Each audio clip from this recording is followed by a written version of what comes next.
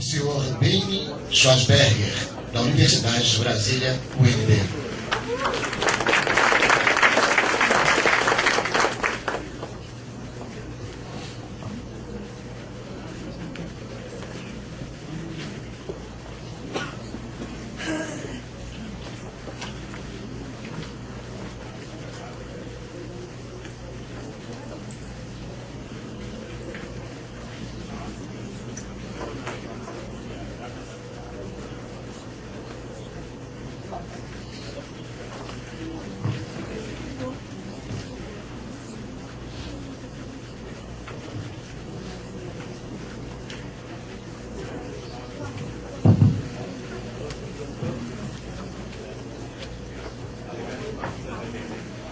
Bom dia a todos presentes. Estamos aqui para tratar de uma temática importantíssima para a cidade.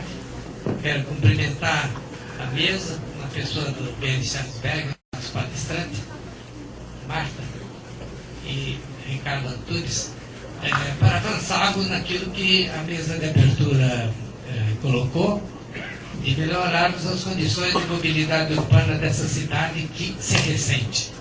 Faltou citar aqui o professor Milton Santos, que nas suas palestras aconselhava a não alargar pistas, e sim estreitá-las, na obrigação de que houvesse transporte público para dificultar o carro individual, que é também uma problemática importante na cidade, em função não apenas da circulação dos veículos da cidade, mas do seu estacionamento em certos horários do dia e por todo o dia.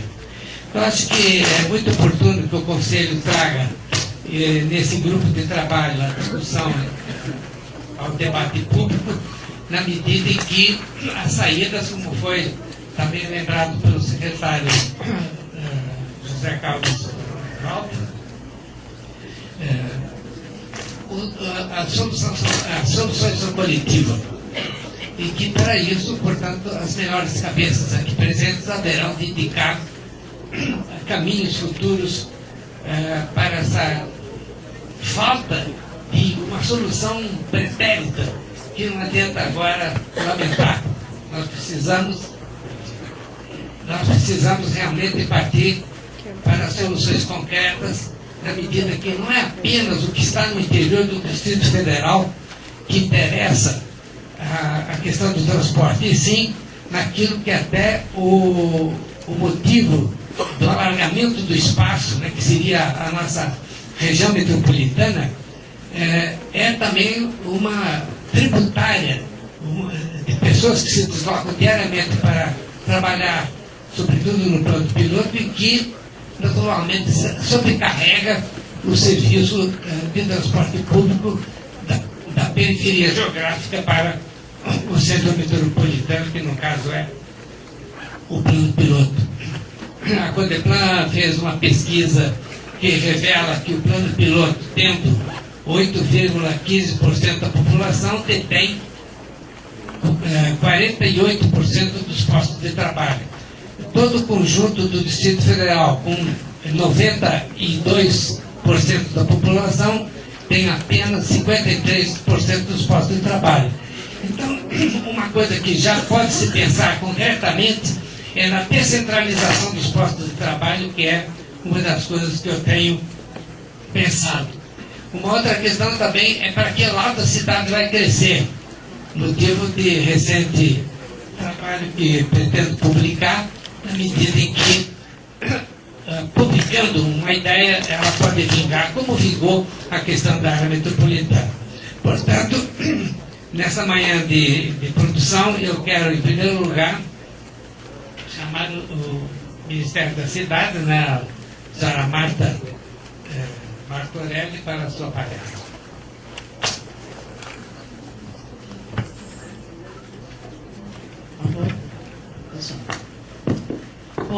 Bom dia a todos. Eu, em primeiro lugar, quero cumprimentar a iniciativa dos envolvidos na organização desse evento.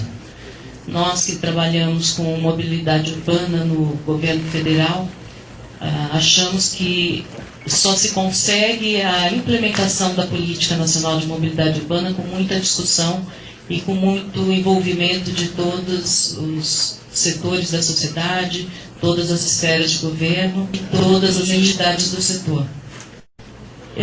Bom, minha função aqui hoje é falar um pouquinho da Política Nacional de Mobilidade Urbana, que é dada pela Lei 12.587, que entrou em vigor em abril do ano passado. Eu queria primeiro fazer um breve histórico, porque foi dito aqui pelo secretário que a mobilidade urbana está na moda, né? E, na verdade, realmente está na moda, porque antes se falava muito em transporte de forma isolada. E, inclusive, a lei, o histórico da lei, ela começou a tramitar em 95. Mas ela foi totalmente reformulada em 2003, justamente por essa mudança de conceito, que antes se falava muito em transporte público, de forma isolada, e começou a ser introduzido o conceito da mobilidade urbana, que é a visão sistêmica das questões de transporte, com todo o trânsito das pessoas e cargas, que se esquece muito também do transporte de cargas, que faz parte do sistema de mobilidade, né? E isso foi só em 2003 que foi alterado, e a lei, que começou lá atrás, tramitar em 95 como uma lei específica de transporte, virou a Lei de Mobilidade Urbana, que entrou em vigor em abril de 2002. É uma lei de janeiro de 2012 e ela está em vigor há aproximadamente 1 ano e meio aí. Então, essa lei ela traz muitas inovações, até por ser a mobilidade um conceito novo, na qual o transporte é só uma das vertentes, né? Porque o usuário do transporte, o passageiro do ônibus, uma hora sai do ônibus e ele tem que se locomover até o local de destino, seja sua casa, seja seu trabalho. E se a gente não pensar no sistema como um todo, a gente pode até conseguir um dia que o transporte seja eficiente, que atenda às expectativas da sociedade, mas a questão da mobilidade vai ficar restrita. A própria questão do uso de automóvel não se fala quando se trata do transporte coletivo, mas no sistema de mobilidade urbana é fundamental essa mudança na cultura e no uso consciente do automóvel. Então eu trouxe aqui uns slides, primeiro só mostrando a estrutura. Eu sou analista de infraestrutura da Secretaria Nacional de Transporte e Mobilidade Urbana do Ministério das Cidades. Eu trouxe aqui só um pouquinho da estrutura para compreender o Ministério das Cidades. Estou vendo daqui. Não, tudo bem. Eu olho por aqui mesmo. Obrigada. O Ministério das Cidades tem quatro secretarias finalísticas. A gente brinca, às vezes, que são 4 ministérios no Ministério em função da característica embora tudo seja planejamento urbano, a característica de cada tema seja muito específico, né? Nós temos a Secretaria de Saneamento, a Secretaria de Habitação, a Secretaria de Mobilidade Urbana e a Secretaria de Programas Urbanos e Acessibilidade, que na verdade engloba tudo isso, né? Bom, a missão da Secretaria de Mobilidade Urbana é promover a mobilidade para contribuir com a construção de cidades sustentáveis. Isso tem uma previsão no artigo da lei que diz que a política de mobilidade urbana ela é um instrumento da política urbana. E, na verdade, todo mundo que lida com transporte sabe que não existe instrumento de direcionamento do crescimento de uma cidade mais efetivo do que o transporte. O transporte, o professor até estava falando aqui, o transporte ele direciona o crescimento da cidade e ele deve ser utilizado como instrumento de planejamento urbano. Bom, a CEMOB ela tem 3 departamentos. Tem um departamento que cuida especificamente da política pública, que é onde eu trabalho, a política pública de mobilidade urbana, e 2 departamentos que são específicos para obras, né? O departamento que cuida de parques, outros das obras de emendas parlamentares, mas o departamento que nós atuamos, que eu atuo em particular, é o departamento que tem como atribuição divulgar e implementar a Lei 12.587, a Política de Mobilidade Urbana. Bom, esses são os princípios trazidos pela lei. A lei fala muito em acessibilidade, fala muito na questão da gestão democrática, que já foi dita aqui também, e a lei, em todos os dispositivos da lei, está implícita a questão da participação social. E a gente sabe que essa participação social é relativamente nova nas decisões, né? Nós não temos um histórico de gestão democrática, de gestão participativa, e por isso mesmo, tanto nós, governo, quanto população, ainda não tem muitas vezes isso muito amadurecido. Então, essa gestão democrática, a implementação da lei, pressupõe que se traga essa participação de forma responsável, consciente, tanto por parte do poder público quanto por parte da sociedade. Essa imagem, ela é já até bem conhecida, né, como que se substitui a questão da relação do espaço e o número de pessoas transportadas, né? Na hora que a gente coloca os automóveis na rua, muitos desses automóveis têm uma pessoa, então você ocupa praticamente toda a rua com um número baixíssimo de pessoas transportadas, né? E na hora que você coloca um ônibus, é uma questão física, né? É o espaço que ocupa, e a falta de espaço é que gera os problemas de mobilidade urbana. Bom, a lei traz diretrizes. Dessas diretrizes, a questão da integração das políticas de planejamento urbano é fundamental, porque muitas vezes as políticas são tratadas por todas as esferas de governo de forma isolada. Então, aqui ela pressupõe e prevê que haja essa integração entre a habitação, saneamento, planejamento e a gestão do uso do solo de uma forma geral. A integração de modos de serviços, mitigação de custos ambientais, sociais e econômicos, desenvolvimento científico e tecnológico, energias renováveis e menos poluentes, projetos de transporte público coletivo, estruturadores do território e indutores de desenvolvimento urbano integrado. Eu participei da seleção, do enquadramento das obras da Copa lá em 2010, que, aliás, diga-se de passagem, a Copa para nós tem um significado especial para nós da área de mobilidade urbana do governo federal, porque foi quando a mobilidade começou a ser incluída na agência financeira do governo. O grande investimento na mobilidade urbana pelo governo federal começou a partir do projeto da Copa. Eu trabalho na Secretaria de Mobilidade desde 2008 e eu vi isso acontecer.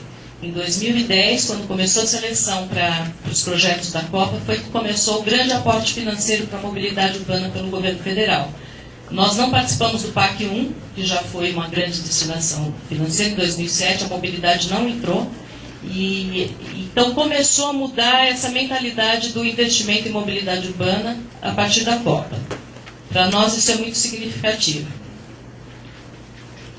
Bom, o que eu ia comentar é que na época do enquadramento das obras, quando se falava lá de estruturador de território, eu participei do enquadramento das obras de Fortaleza, e haviam duas obras lá, uma de VLT e outra de um corredor, que tinha grande discussão se eram obras concorrentes ou complementares, né? E eu defendia que eram obras complementares, porque tinha uma questão de ocupação irregular, que mais de 30% da obra que era de grande valor, ela seria para desapropriação. E a grande parte do governo achava que não, que eram obras concorrentes, porque elas fariam mais ou menos o mesmo trajeto. E, no fim, esse conceito da complementaridade venceu a discussão pelo simples fato de que aquelas duas obras juntas, elas seriam grandes estruturadoras de território. Elas resolveriam a questão da desapropriação, elas conseguiriam alocar de forma adequada muitas famílias, e isso comporia toda a rede, um modo de transporte seria integrante, seria parte da rede do outro. Então, esse conceito de estruturação de território é também fator decisivo, ou pelo menos deve ser fator decisivo, quando se faz opção por um modo de transporte, ou por uma via, ou por um trajeto. Aqui é bem interessante, essa imagem, ela é do ITDP, né, que é um instituto parceiro nosso, Mas ela traz exatamente o conceito da lei. A lei prioriza o transporte não motorizado em detrimento do motorizado, o público em detrimento do privado. E se a gente olhar essa hierarquia aí, os pedestres lá em cima, os ciclistas, o transporte público, o transporte de carga, embora, né, isso seja um pouco questionável, porque o transporte de carga é uma modalidade à parte, e os automóveis particulares, que é desejável que esteja, que seja o último recurso, digamos. Bom, a lei traz ainda as definições do que são as infraestruturas de mobilidade urbana. Isso também nem sempre fica muito claro, é a primeira vez que se define, né, o que são as infraestruturas viárias de mobilidade urbana. Bom, aqui alguns exemplos de modos de transporte. Curitiba é um grande exemplo daquilo que eu falei. A gente pega a imagem de Curitiba na década de 70 e pega, assim, antes do BRT e depois, a gente vê que a cidade cresceu todo em torno do eixo do BRT. Aqui, pontos de embarque e desembarque também são previstos como infraestrutura viária, né? Estações, terminais. Eu estou passando um pouquinho rápido, porque o nosso tempo é um pouco curto. Bom, as atribuições. Aqui tem uma parte muito importante da lei, porque tudo que se fala nessa área é a Constituição traz que a competência constitucional, a atribuição que a Constituição dá para a gestão do transporte, para legislar sobre o transporte público, é do município. Então, isso é tudo que se tem como atribuição explícita dos entes federados, né? E, no entanto, a lei vem e discrimina qual parte é da União, qual parte é do Estado, qual parte é do município, e diz, inclusive, que o Distrito Federal assume as atribuições de Estado e município, no que couber, como é, né, pela própria Constituição. Então, as atribuições principais da União é fornecer, a principal é fornecer assistência técnica e financeira para os municípios. Né? Então, em que sentido? Os municípios, a lei traz uma previsão, agora ampliando muito o rol dos municípios que têm obrigatoriedade de fazer os seus planos de mobilidade. E a União tem que fornecer subsídio no sentido de prestar assistência técnica, assistência financeira, capacitar para isso. E nós estamos implantando um grande projeto, cujo piloto vai ser aqui de capacitação, de 3 etapas, e o piloto vai ser aqui em Brasília. Um seminário técnico de capacitação para os agentes municipais e uma assistência técnica específica para a elaboração do plano ou atualização do plano, tá? Porque a lei prevê também que o plano seja atualizado a cada 10 anos. Bom, como atribuições dos estados, tem a previsão de que os estados que são responsáveis pelas regiões metropolitanas. Isso tem alguma coisa no Estatuto das Cidades, mas não especificamente para a área de mobilidade urbana. Então, também é a primeira vez que menciona a responsabilidade dos estados nas questões das regiões metropolitanas, né? E aqui a questão da tributária, né, que garante a integração dos serviços, e a questão da política tributária a serviço da mobilidade urbana. Brasília tem um grande exemplo aqui de boas práticas, porque Brasília tem isenção do ICMS sobre o diesel do transporte público. E isso é um exemplo que eu sempre menciono como um exemplo a ser seguido, porque essa isenção desonera o transporte. Bom, as atribuições do município é executar, né, a política propriamente dita, a elaboração dos seus planos, a gestão, capacitar as pessoas e prestar os serviços essenciais de transporte público coletivo. Aqui a implementação, aqui é um pouco do que o governo federal tem feito para implementar a política de mobilidade urbana, né? Então, são essas quatro vertentes, que é a de capacitação, que é justamente essa orientação para a elaboração dos planos e implementação da política, o sistema de informações, que também está previsto como atribuição da União, porque não existe gestão sem informação, né? Então, a gente está montando um grande sistema de informação a ser alimentado por todos os entes e que vão fornecer os dados para que essa gestão seja feita. A questão do meio ambiente, nós temos lá um grupo, uma equipe que trabalha especificamente na área do meio ambiente relacionado com a mobilidade, inclusive nas questões de pesquisas de combustíveis limpos, de emissões de gases e tal. E outros assuntos, assim, em particular a questão, atualmente a gente está muito empenhado na questão do Pacto de Mobilidade, com a participação do Conselho das Cidades, e nós temos outros temas aí diversos dentro dessa vertente. Bom, a principal ação hoje da CEMOB, no sentido de implementar a política, é essa questão da capacitação dos municípios. Pode passar.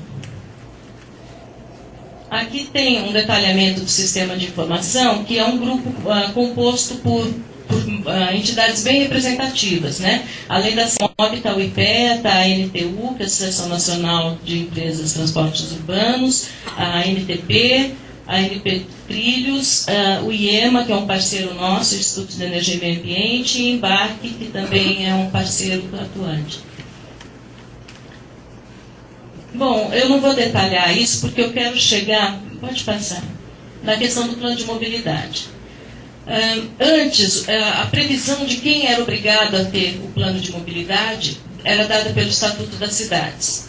E o Estatuto das Cidades previa, na verdade nem se falava em plano de mobilidade, conforme eu falei, antes só se falava em transporte, então era um plano de transporte.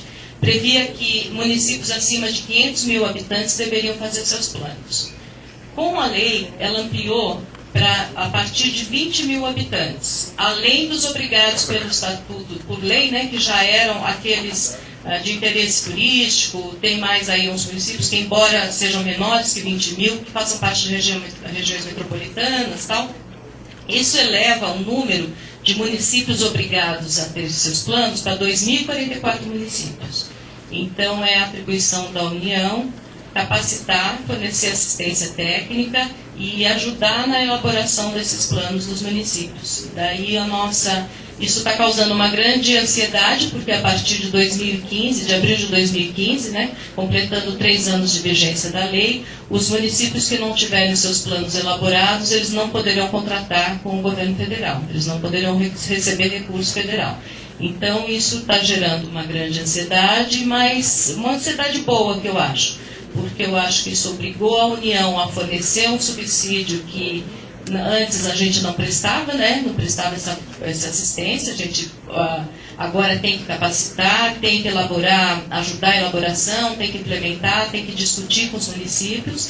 E além disso, os próprios municípios têm visto a necessidade de cuidar da questão da mobilidade antes que se torne um problema caótico como nas grandes cidades. Aqui está. Antes a gente tem uma estatística que apenas 173 municípios possuem o plano elaborado. Quer dizer, para 2044 é um grande desafio. Então era isso, eu agradeço a atenção de vocês e estou à disposição para qualquer questionamento.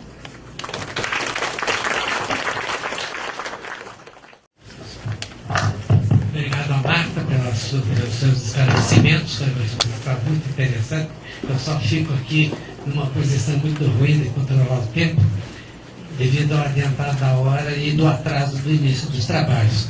Eu vou passar a palavra agora ao Paulo Vitor, subsecretário da Secretaria dos Transportes. Muito obrigado, senhor presidente desta mesa. Eu cumprimento inicialmente os aqui presentes na mesa e a todos aqueles que estão prestigiando este encontro do Conselho de Desenvolvimento Econômico e Social do Distrito Federal.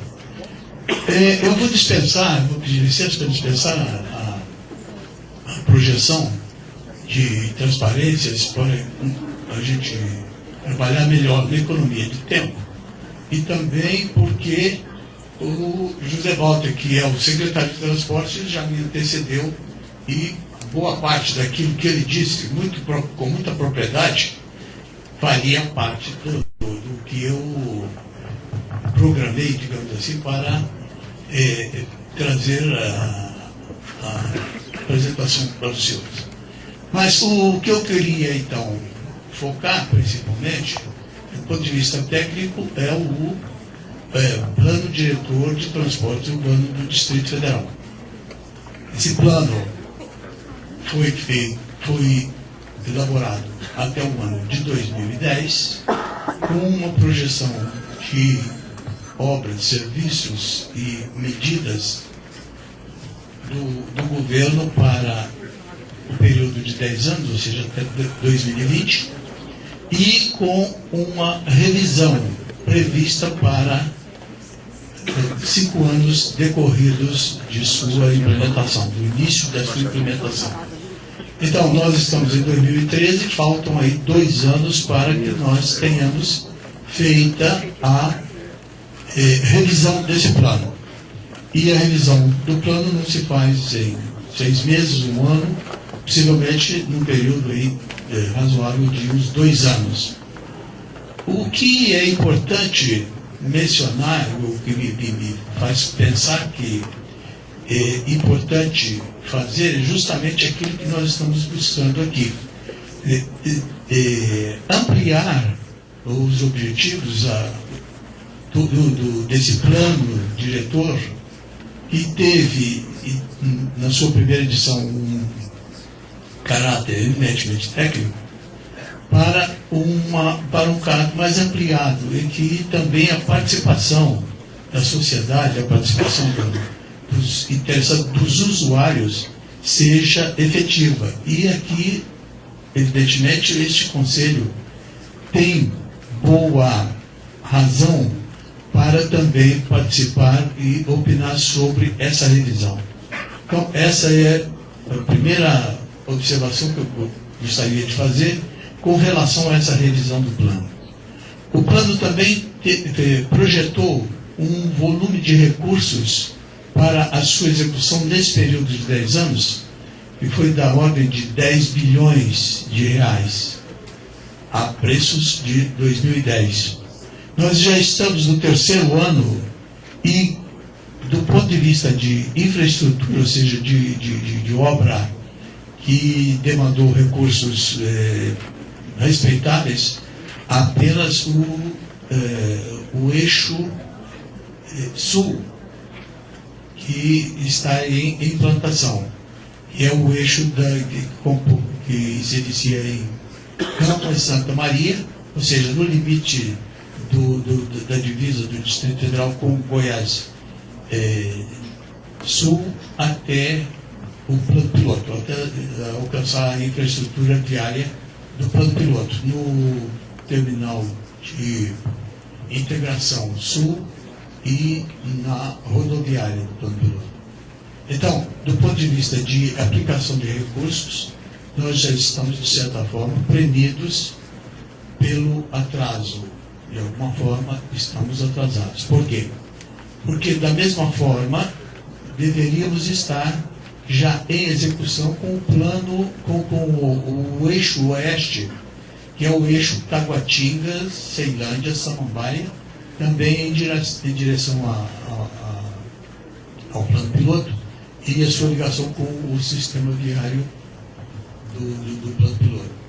Este eixo é extremamente complexo, ele tem várias intervenções urbanas em Taguatinga e em Ceilândia, e além disso, na chegada do Distrito Federal, no setor sudoeste e no setor militar sul.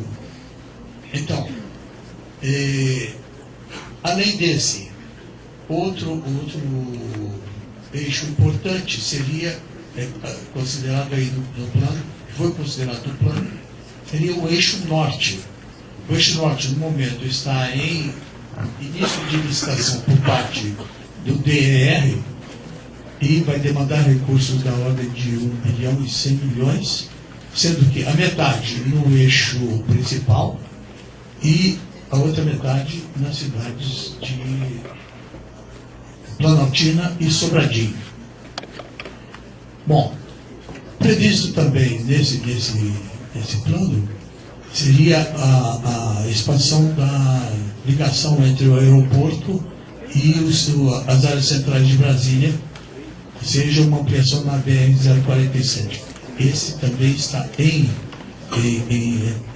execução, mas não com recursos do PAC, mas sim pelo menos recursos da Copa, do PAC Copa, e não do PAC Mobilidade.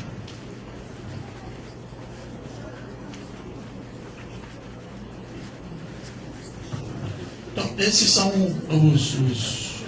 as ações principais, além daquela representada pelo metrô, que também terá extensões feitas na região de Samambaia, até o final do eixo maior daquela cidade, e em Ceilândia, com o metrô alcançando até a BR-70 e ali também com previsão de uma integração importante. Então, em relação à execução, digamos assim, de parte da infraestrutura viária para o PEDOT, o PDTU, essas são as integrações mais importantes. Com relação à melhoria do transporte público propriamente, o José Walter já fez já deu uma notícia muito importante de todo o trabalho que foi realizado para que se viabilizasse o que se chamou no PDTU de regularização dos contratos, para ser bastante ameno. Chamou de regularização dos contratos, apenas uma particularidade. Não existem contratos de concessão. Passaram a existir a partir da concorrência que foi feita, concorrência pública que foi feita, e o território do Distrito Federal foi dividido em 5 áreas, sendo que 5 empresas, os 5 consórcios empresariais de transporte público de passageiros irão explorar essas bacias. O que se busca também, e faz parte do plano diretor de transporte urbano, é a integração, a famosa integração que todo mundo já ouviu falar, mas ninguém viu. Quer dizer, nós não temos ainda integração efetiva entre os modos rodoviário, ferroviário e de ciclismo e tudo mais.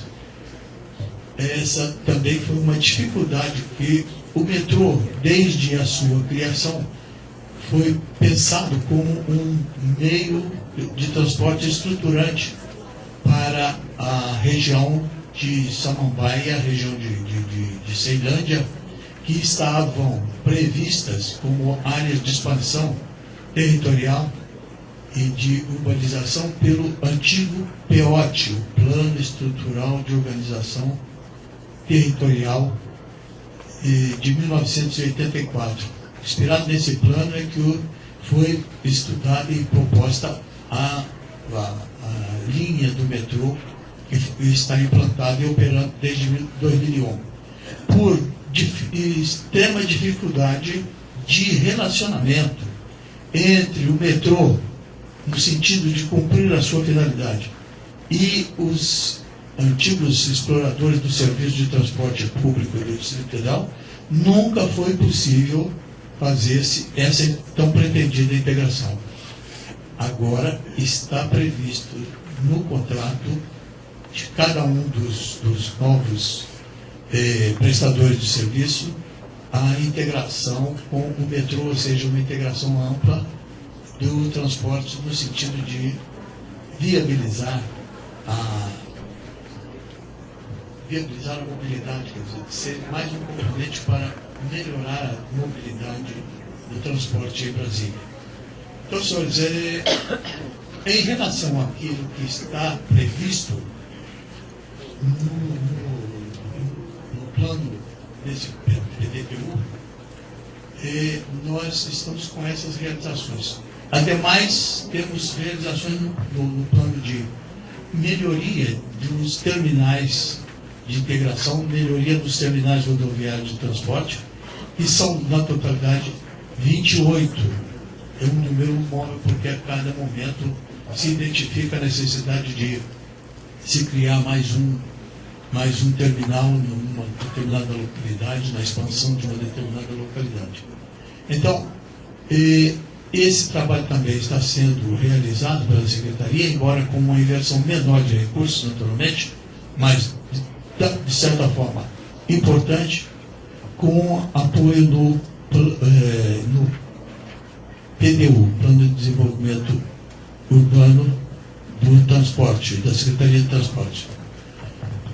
Esse está em execução, já temos algumas obras realizadas, outras em licitação, e fazem parte desse plano maior da mobilidade no Distrito Federal e do atendimento às necessidades dos usuários em termos de conforto, em termos de pontualidade, em termos de rapidez no deslocamento.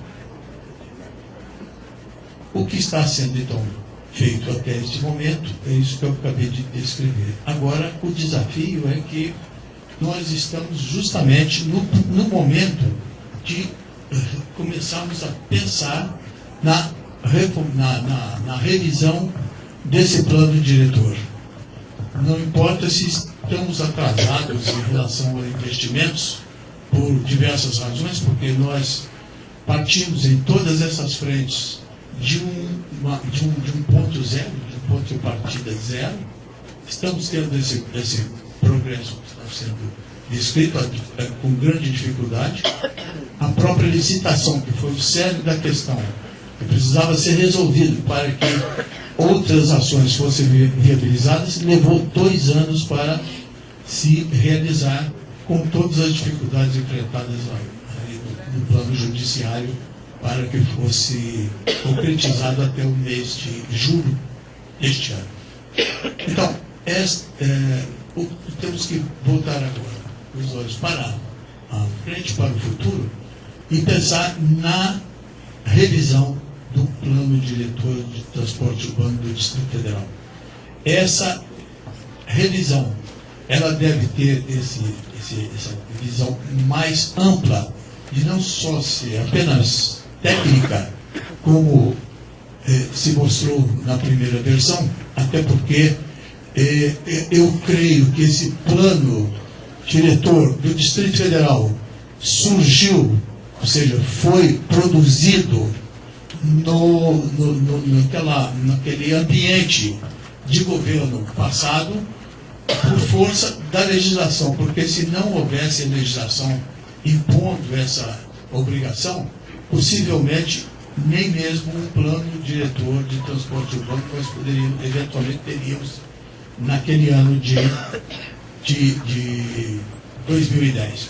Mas, de qualquer forma, acho que o desafio do momento é essa revisão.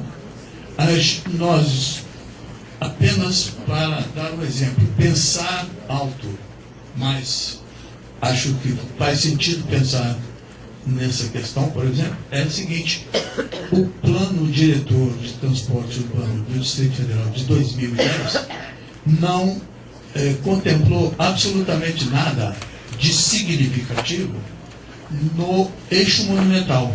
E o eixo monumental é necessariamente, obrigatoriamente, a via mais importante que nós temos no plano piloto de Brasília, quer dizer, na estrutura de Brasília. Nada foi pensado.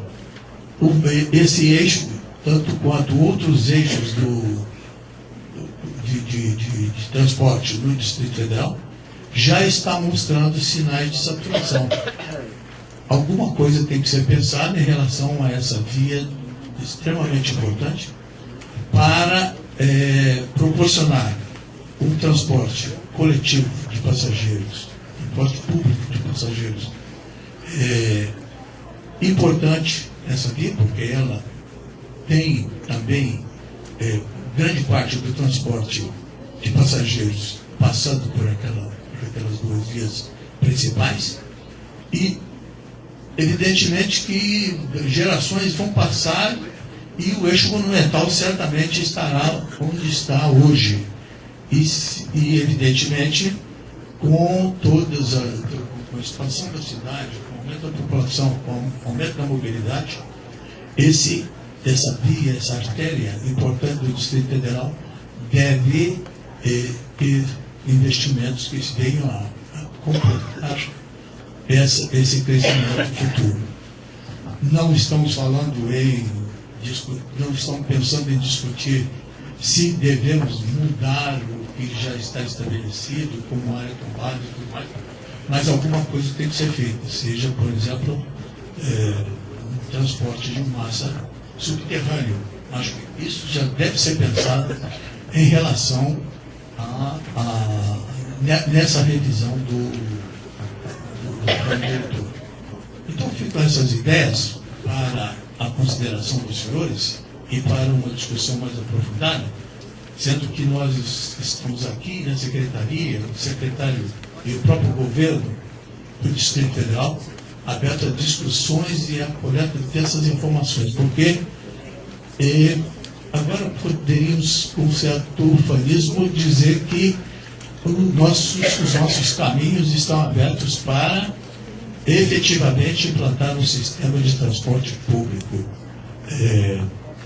de passageiros no Distrito Federal, a partir da vitória que ocorreu sobre a questão crucial que nós tínhamos no Distrito Federal do domínio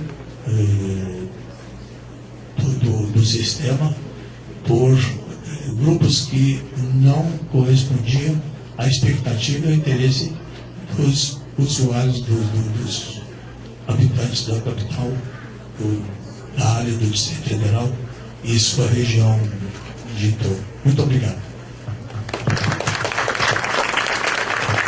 Obrigado, Paulo Vitor.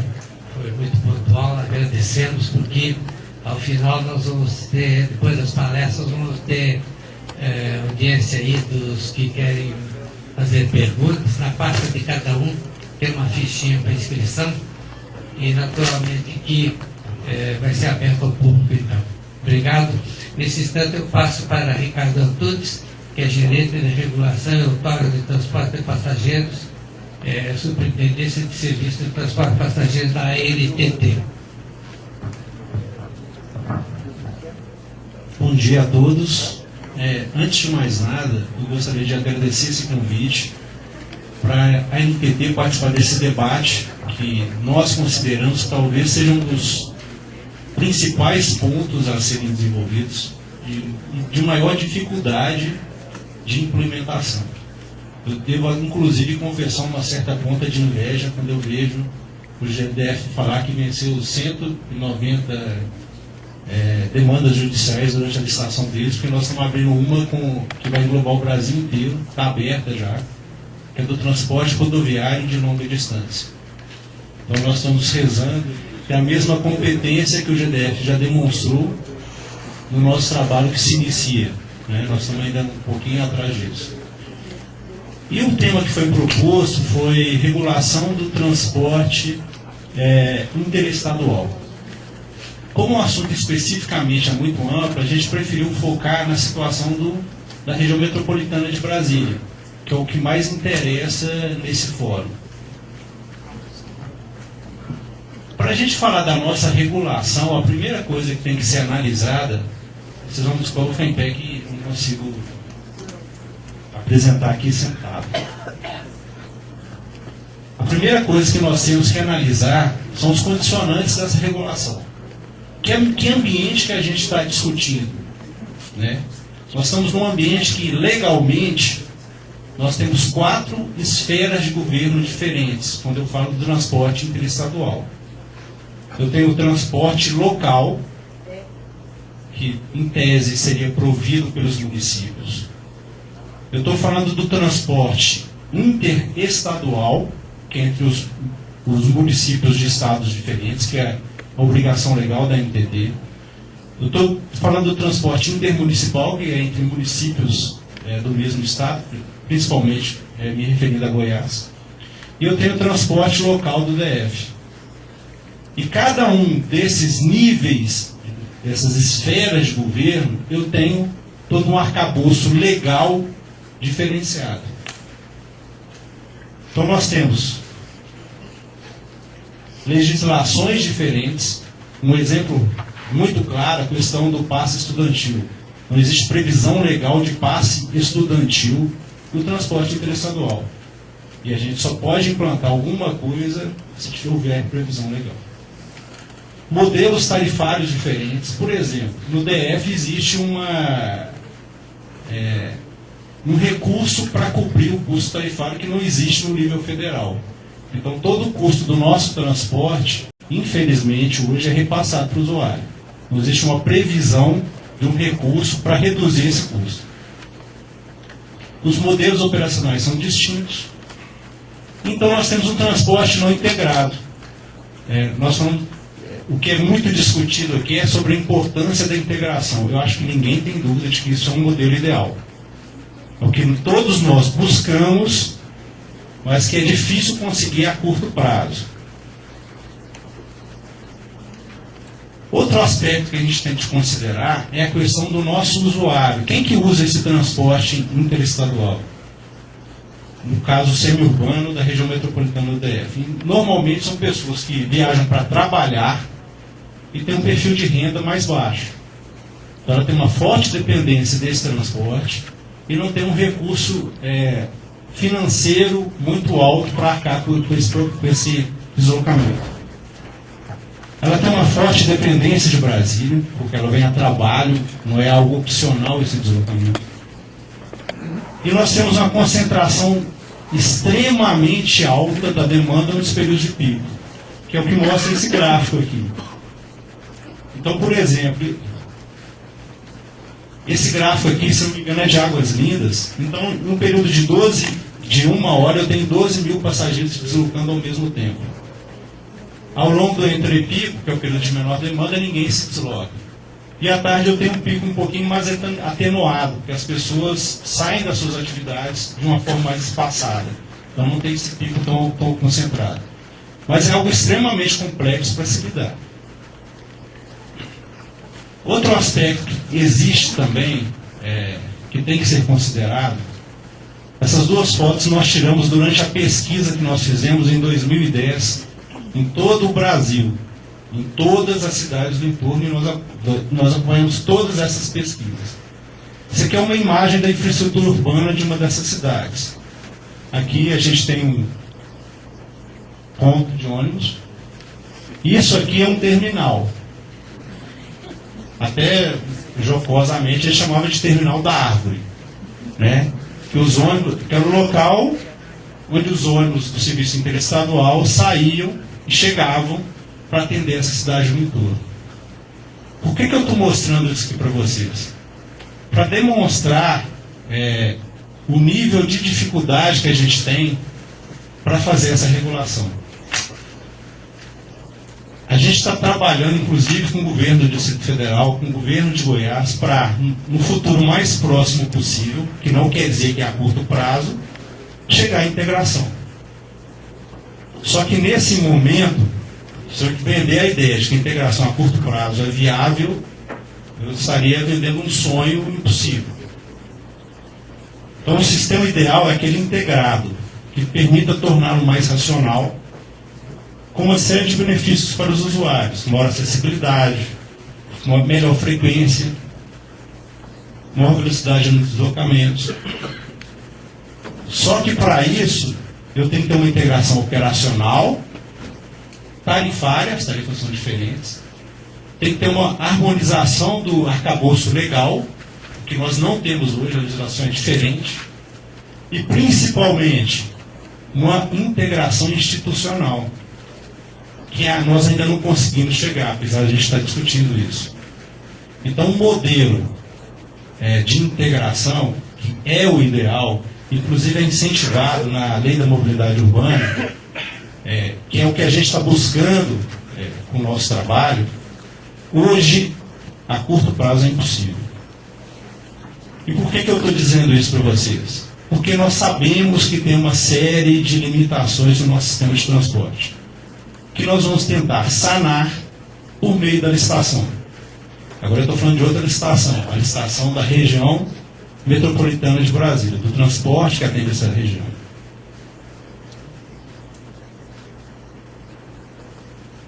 Por que a licitação? Porque, historicamente, esse sistema foi se desenvolvendo, como já foi discutido aqui.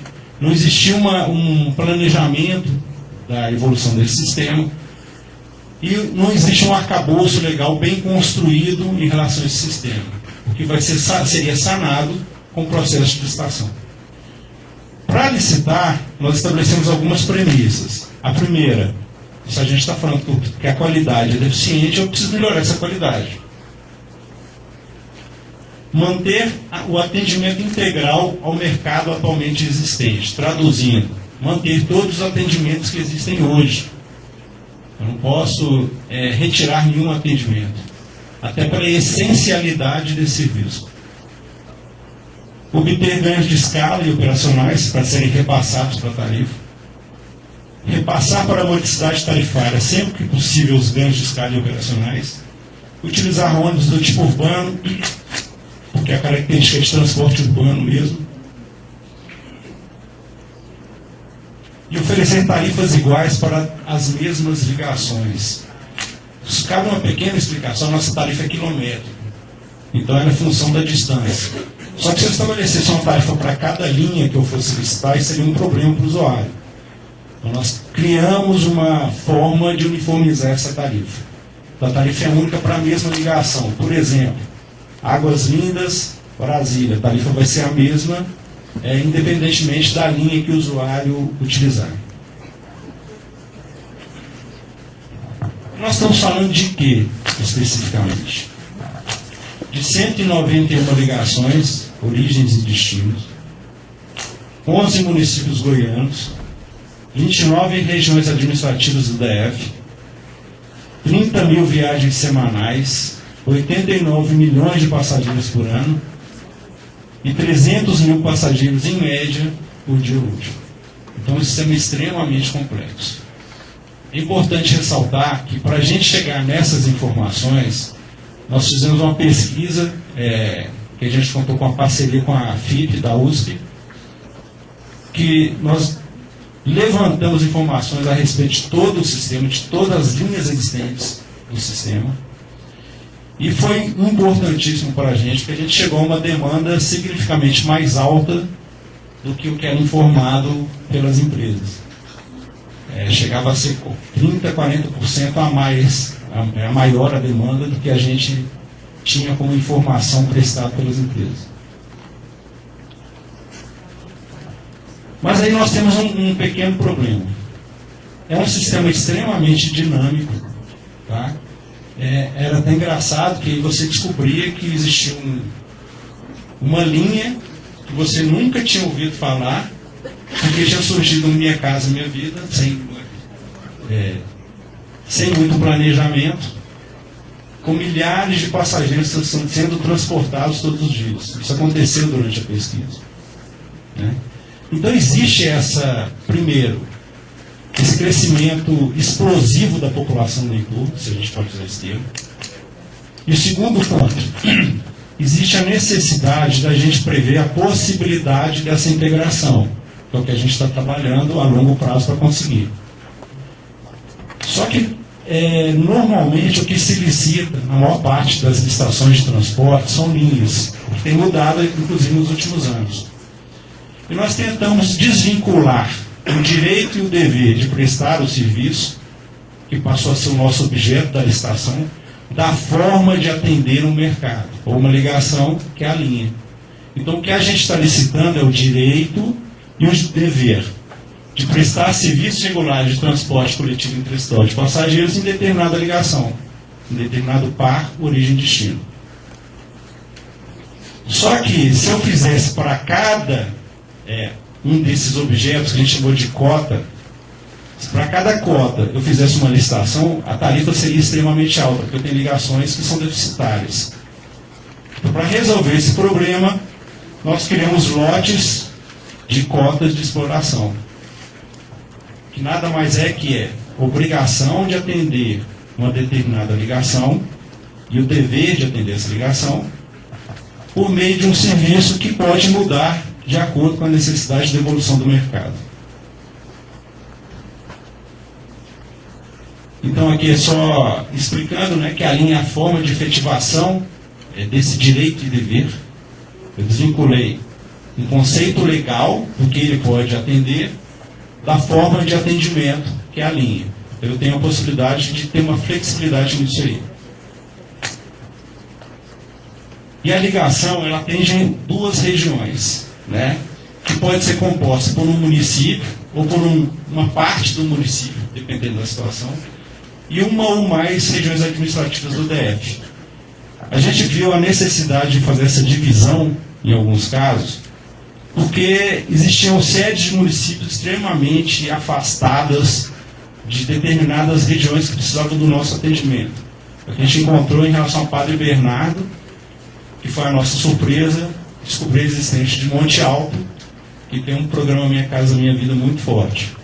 Então a gente se viu obrigado a estabelecer uma divisão no município, sendo que Monte Alto passou a ser um transporte semi-urbano, de característica urbana, e o atendimento a Padre Bernardo como transporte rodoviário de passageiros.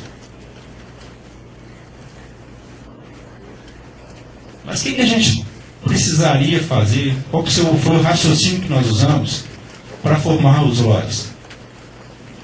A primeira coisa que nós determinamos foi manter no mínimo o número de empresas que atualmente atende cada município da região administrativa, região metropolitana de Brasília.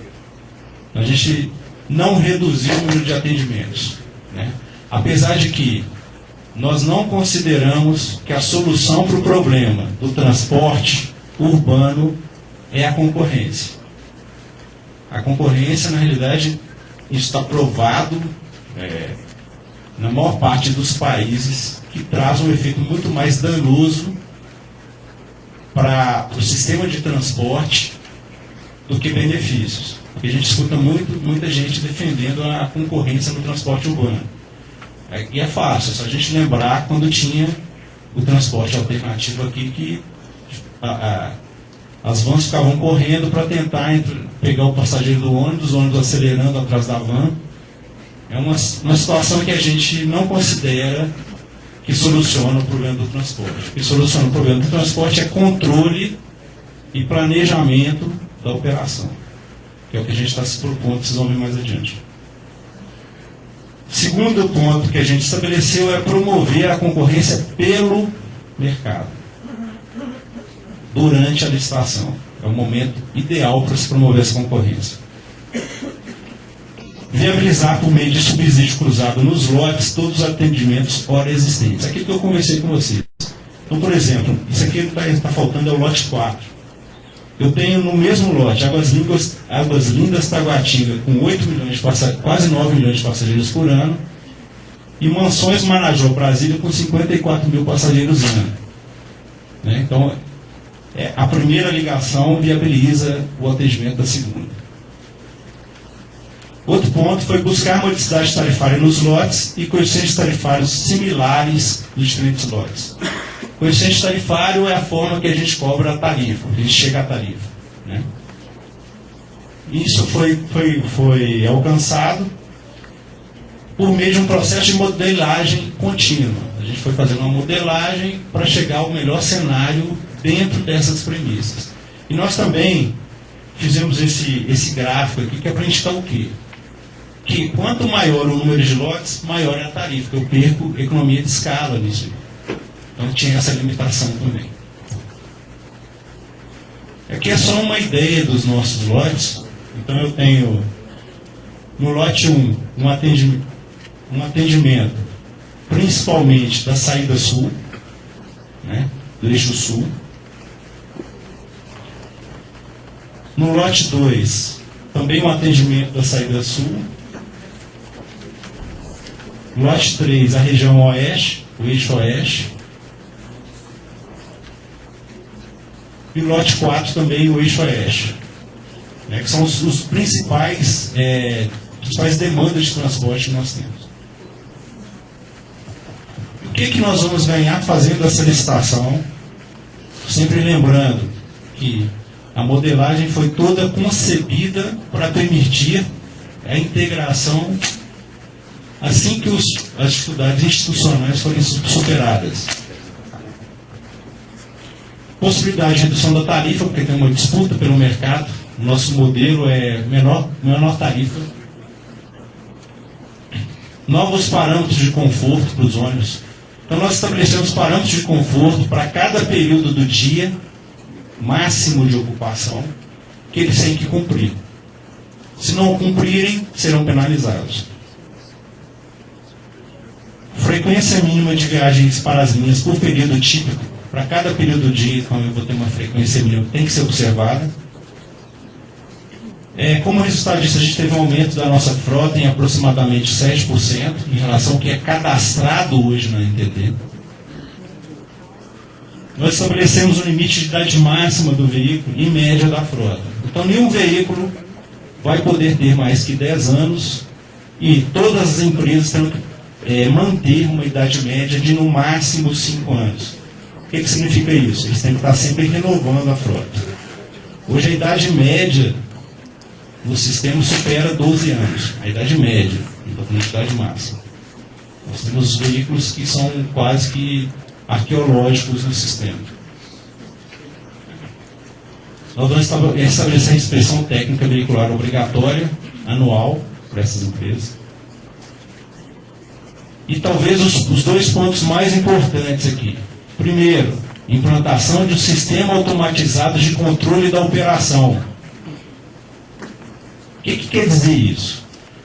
Toda a oferta de serviço e toda a demanda será conhecida pela NTT. Hoje isso é conhecido por meio de fiscalização, mas a fiscalização é amostral. Aqui eu vou ter o universo. Cada viagem que eles fizerem, nós vamos saber. Se ele cumpriu o horário, se ele atrasou, se o veículo quebrou. Tudo isso nós teremos como informação para a gestão da NTT. E em decorrência disso, nós estamos implantando um sistema de avaliação de desempenho que vai permitir premiar aquelas empresas que prestam bom serviço e punir aquelas que estão fazendo um mau serviço, baseado numa série de características do serviço adequado, que a gente chama. Continuidade, conforto, limpeza, segurança, tudo isso vai ser avaliado continuamente pelo NTT. E por fim, a segurança jurídica que hoje a gente não tem. Porque a maior parte desses contratos, a totalidade desses contratos também se encerraram. E a gente teve que emitir um ato, que é uma autorização especial, enquanto a gente fazia essa pesquisa. A gente não tinha essa informação adequada. Então nós precisamos fazer a pesquisa e emitimos autorização especial para ter tempo para fazer essa pesquisa. Com a licitação, a gente regulariza todos os contratos e tem uma forma mais efetiva de atuar junto a essas empresas. Então, gente, é isso. Eu gostaria de agradecer a vocês e pedir que vocês contribuam, porque isso aqui está em audiência pública no site da NTT, AP 143/2013. Até o dia 27 de setembro está à disposição para vocês analisarem e contribuírem.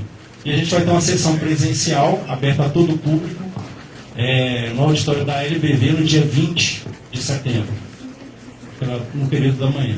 Tá? Nós estamos abertos às contribuições para a gente tentar melhorar esse serviço. Tá? Obrigado.